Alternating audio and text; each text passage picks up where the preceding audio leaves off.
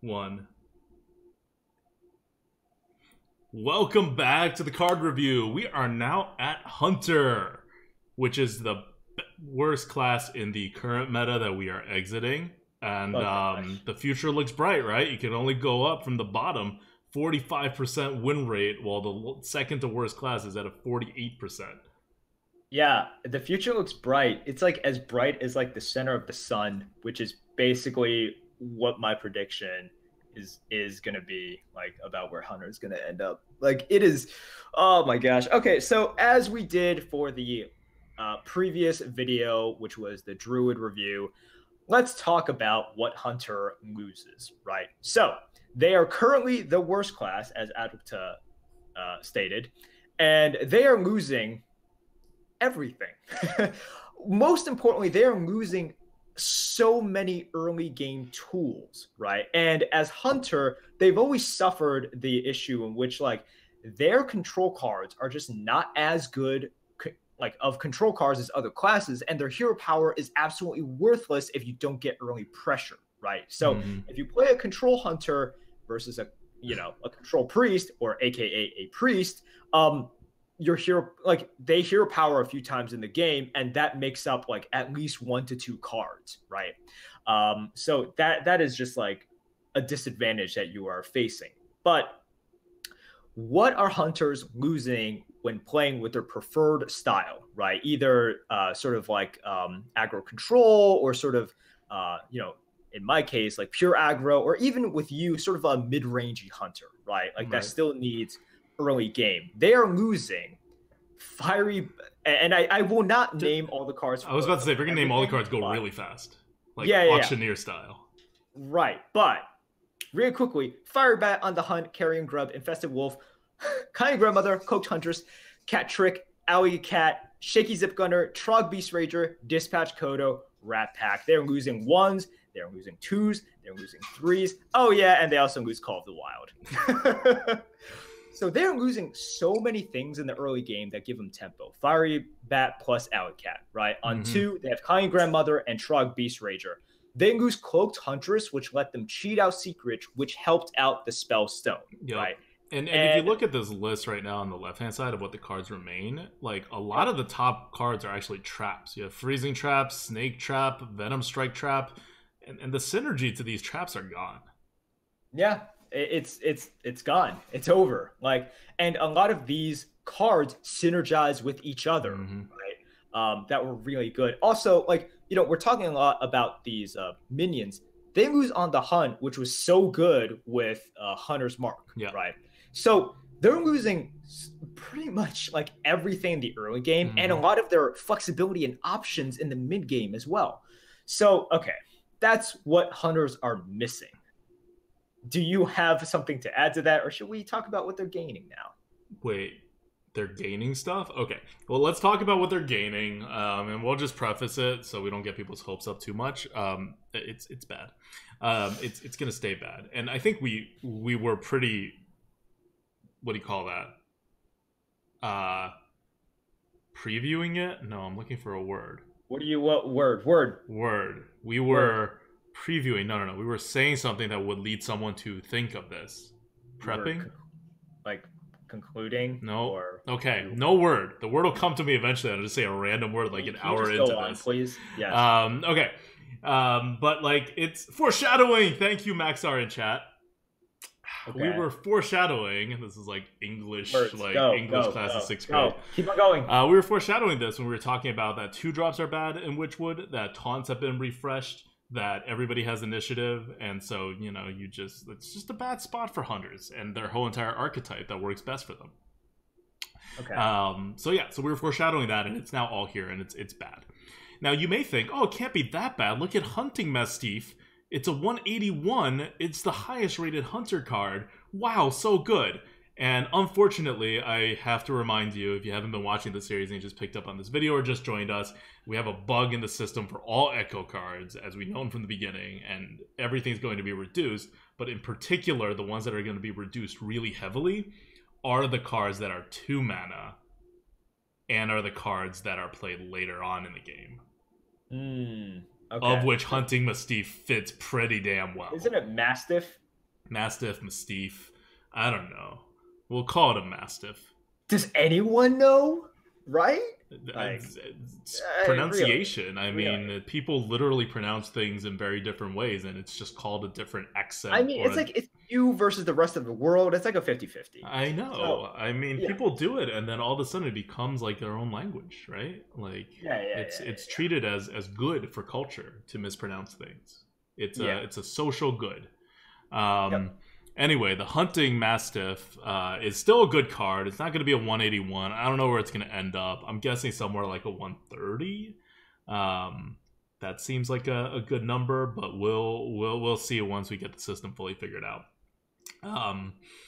And it's good because it's still going to be the best Hunter card. Let's not make any mistakes about that.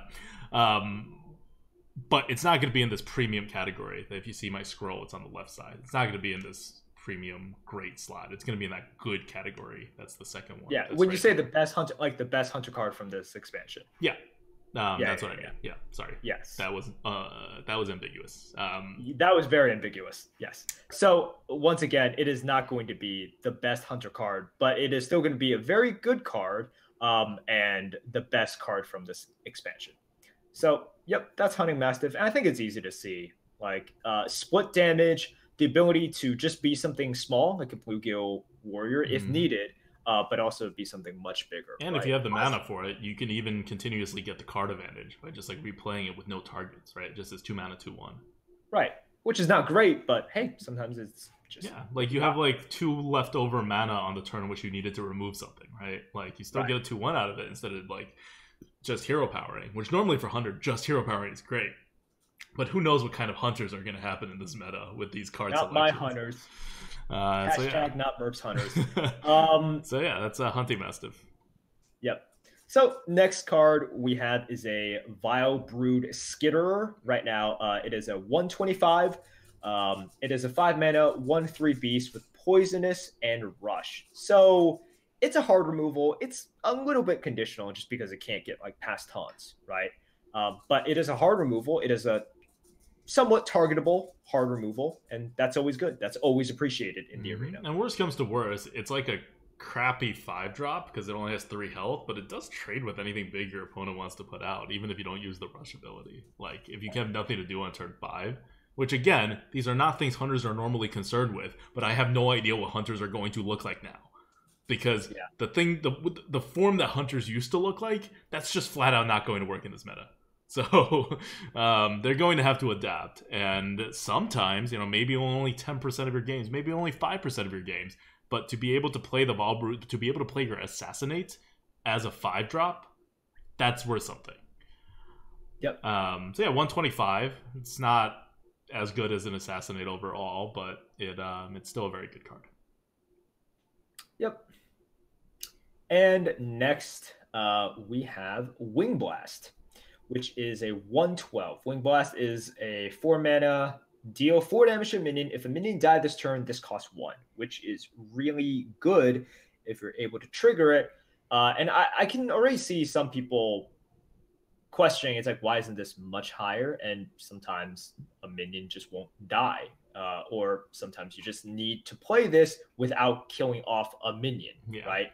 And in that case, a 4 mana deal 4 damage is just not good. Like, keep in mind, a lot of times you want to remove something instead of trading, and you can't do that with this card. At least you won't get the mana benefit with this card. Because if you have like a 3/3 and they have a 3/3 and you want to deal 4 damage to it, you can't. You make the trade, and now you can play your Wing Blast for 1 mana, but now it has no targets. Right? And also, or if your opponent has like a 4/5, you have like like a 3/5 or something. You can't hit in and then Wing Blast. Like just there's so many scenarios and configurations that the algorithm all factors in, and it just won't work. Yep. And look, it is also incapable of going face, right? Which for Hunter always matters. Huge. Yeah. It always matters. Yeah. Okay. But again, very good card, right? Even at 4 mana, 4 damage, it's like okay. So the fact that it'll be 1 mana at some point makes it pretty good. Right. And again, you see, like, this is three very playable, good, above average like cards that you've seen in Hunter already. It's not like Hunter's not getting stuff in this expansion to replace their other stuff. It's just one, they can't possibly get enough stuff to replace their old stuff. And 2, the stuff they're getting, that's none of them are curve cards, right? Like we have a assassinate, we have a like multi-pronged like removal of many dimensions that get better later on in the game, and then we have a 4 mana removal that again gets better later on in the game when there are more minions to deal with and you can more consistently make sure a minion dies before you can play this. It's almost like a flip the board kind of card more than anything else. So it's a different kind of hunter that they're trying to structure in Witchwood. And like honestly, it's a very arena hunter. Like these cards are all very good arena cards. That's why their rate is so high. But hunters have always kind of broken the arena by doing hunter-y things. And they're not going to be able to do that here. So you're going to have to force the hunter to be a normal arena class with a weird hero power. Yeah. But you were saying before, all right, this is why I'm not as pessimistic about hunter as I think you are. You were saying before, well, okay, 1, I don't play aggro hunter, like specifically. So right. I'm not as hurt by this. But 2, like you were talking before, face damage always matters, even in slow metas. So that hunter hero power may look pretty useless, but that just means don't use it on turn 5. But on turn 15, it's pretty important. I understand. Turn 15 is a weird turn for a hunter to be in the game in without having won or lost. But you're entering the new hunter. That's going to happen in like half your games. All right. More above average cards. Duskhaven Hunter. Here is your first curve card. I made a pause because I saw we were about to get to an actual curve card. And it's not a particularly aggressive curve card. It's a 3 mana 2/5 stealth. And you can swap it back and forth. But even if you swap it, like 5/2 is not the kind of card that you want on turn 3 even. 2/5 is okay, but again, it's a little awkward. The fact that it's stealth makes it very interesting in terms of how you play it. You'd obviously play either version on turn 3, right? It's a better Jungle Panther if it's a 5/2, and if it's a 2/5, it's still good and stealth. But it is not like a premium 3-drop or anything, and you can't control it. No, right. Look, this is one of those things where even if you're getting like the bad stat, like there's not really a bad situation. Whether it's 2/5 or 5/2, like it's still good, right? But it's not enough. And there's no real synergy with anything. It's not like Jungle Panther, in which like boom, Houndmaster, right? So you don't have any of that. And once again, the awkwardness rears its head. Okay. Next card is a Carrion Drake. I was a little bit surprised this wasn't higher, but the more I thought about it, the more I'm like sort of okay with it, you know? It's a 5 mana 3/7 Dragon Hunter now. Who knows? Battle Cry, if a minion died this turn, gain poisonous. If it gains poisonous, it's like pretty good. It's normally what, like 2/5, right? That's the 5 mana poisonous minion, the neutral one. So if it gains poisonous, it has 2 more health. That's pretty important. If it doesn't gain poisonous, it's still okay. But if it gains poisonous, that extra attack doesn't matter anyway. So you're literally just gaining 2 health. Like on the better case scenario, it's gaining 2 health. On the worser case scenario, you're having an understated minion. Yeah, so whenever I looked at the score the first time, I was like, no, it's a little bit too low. But thinking about exactly when a minion dies, right? Like if you play this, a minion has to die, which is like decently, like it happens a decent amount. But at the same time, I'm just like, okay, so it just means that the kind of attack, it's not even, because I've seen people are like, oh, it just means it's like a 7/7, but it can't go face, right? It can't go face. I'll see. Like this is one of those cards in which I think I'm definitely going to keep an eye on as well. Because initially I was like, no, it's definitely better than 98. I'm like, it might just be a 98, but my opinion might change. But for now, it is where it is. Yep. I'll take another look at it. Maybe an input error or something that's shifting it a couple points. Even it's never going to go over a 110. Yeah, I don't think so. I wouldn't put it above a 110. I could see it at 110 though. Okay. All right. So now we're done with the cards that are playable and good and you want in your deck. Now we're in the cards. You don't want in your deck, but if you're in the bad bucket, maybe. Let's see what kind of decks these are good for. Yep. Okay, so we have a Dire Frenzy, right? Which is a 4-mana spell. Give a beast +3/+3. Shuffle 3 copies into your deck with +3/+3. And I was thinking, I was like, man, when this hits, it's like pretty good. It's very good. It's very good. But then I was like, oh, you have to give it to a beast. Yeah. Like, you can only give it to a beast. And once again, it's like, not only can you only give it to a beast, but it's also anti-tempo when you give it to a beast. right. So you have to wait until you have a beast, and then you give it to the beast, and then you have to play. I mean, this is definitely a card that favors you playing past turn 15, you know? So yeah, you go Control Hunter. Yeah, I mean, because you've given it up, but whenever you do draw your first one, yeah, you get it that's back. good. Whenever you draw the second one, it's like, oh my god, that's amazing. It's almost like the Ambusher, and the Ambusher, as we know from Blizzard, is one of the highest win rate cards in Rogue. It's up there with like Eviscerate. Yeah. But yeah, it's also like if you're a good player, you don't want to leave that to RNG. Like, look, I'm not saying don't pick it. If you have a whole bunch of beasts, like it's fine, it's okay. But this is not like something you want to base your deck off of. Like, it's not that good. Okay. Next, we have Rat Trap. This is 70, which means it is real bad. Secret: after your opponent plays 3 cards in a turn, summon a 6/6 rat. There's very specific ways to test for this. Now, secrets in the arena, because in Constructed, you always know what secrets they are because you know what they're playing. So it's actually funny. Like in Constructed, secrets are like anything but secret, right? Like you always know what they are. In Arena, they actually are secret. Like they could kind of be anything because of the draft. But for a Rat Trap, it's like you don't put your opponent in a very difficult situation. They can just play 2 cards, right? And then once they sort of go phase or hit minions, see that's not freezing, and then they sort of establish that it's a Rat Trap. Okay, that it's like they still have the option to play 2 cards, right? They don't always have to play 3 cards in a turn, and they can delay this. And very importantly, when you play this on turn 2, they are never playing 3 cards on the next turn or the turn after that.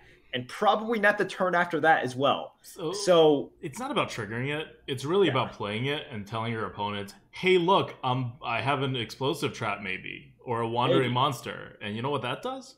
That buys you a lot of health. Because this is still rated as 70. It's like, it's not like the most awful thing in the world. Mm-hmm. And that's how, like, for a trap that never triggers, that's a really high score. Yeah. You know what I mean? And that's because if you use it intelligently, there are many scenarios where you can get a lot of value out of a trap that never triggers, because hunters have one of the weirder ways you have to play around all their traps. Yep. So that's why it's a 70. It's not because you're ever getting the 6/6 rat. Every secret gets more powerful with like other secrets, right?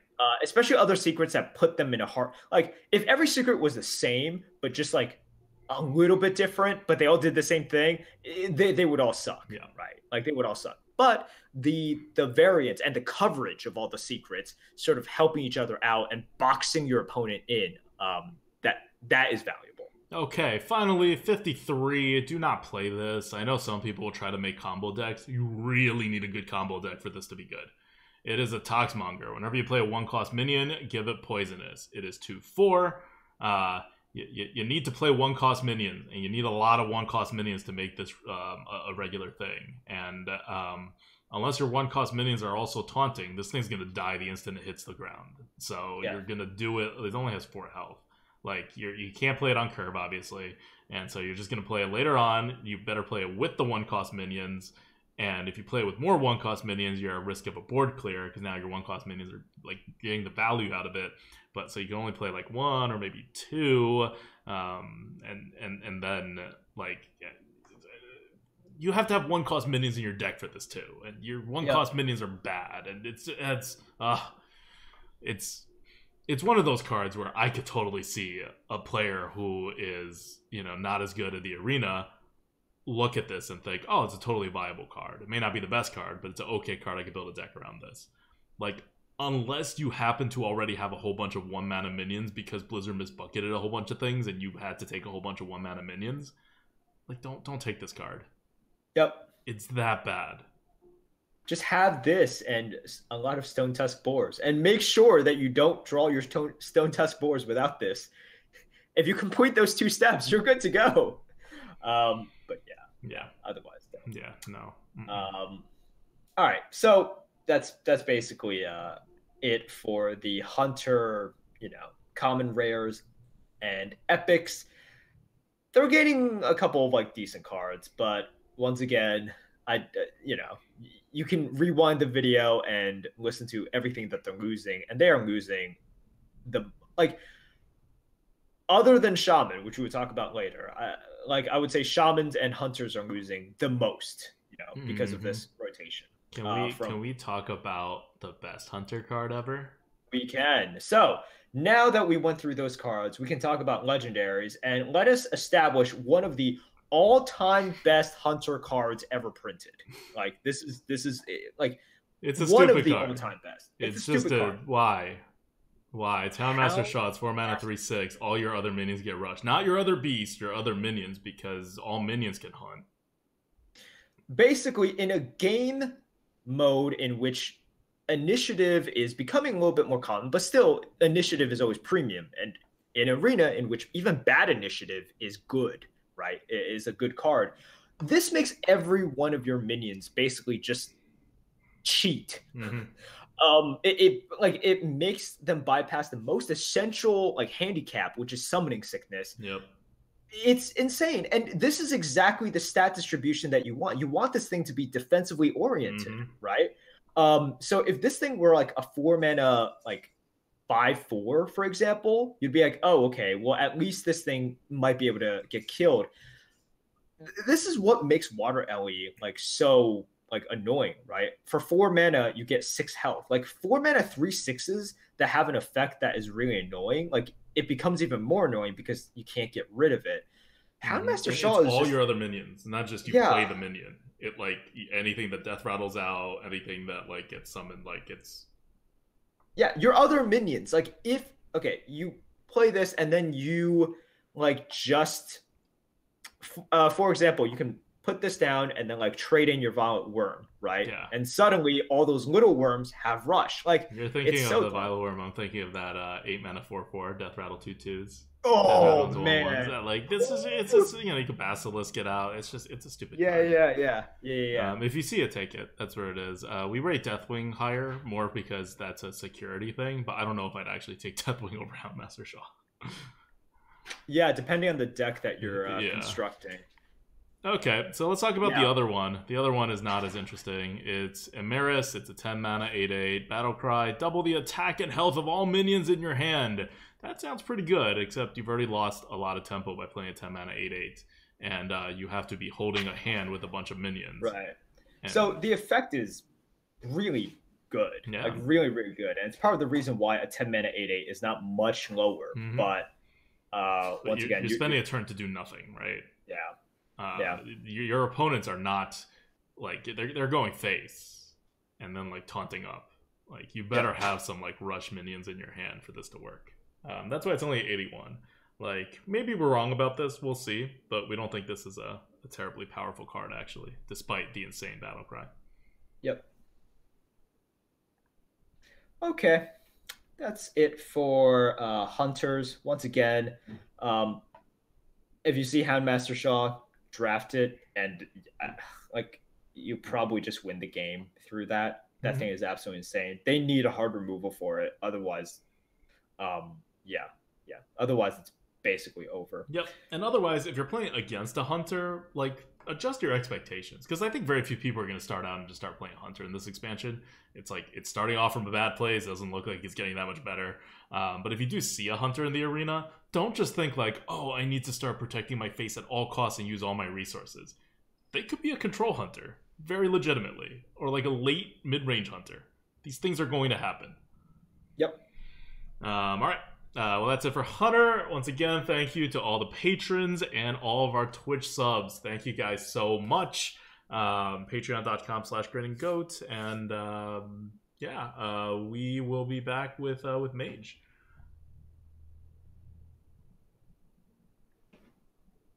Okay. All right.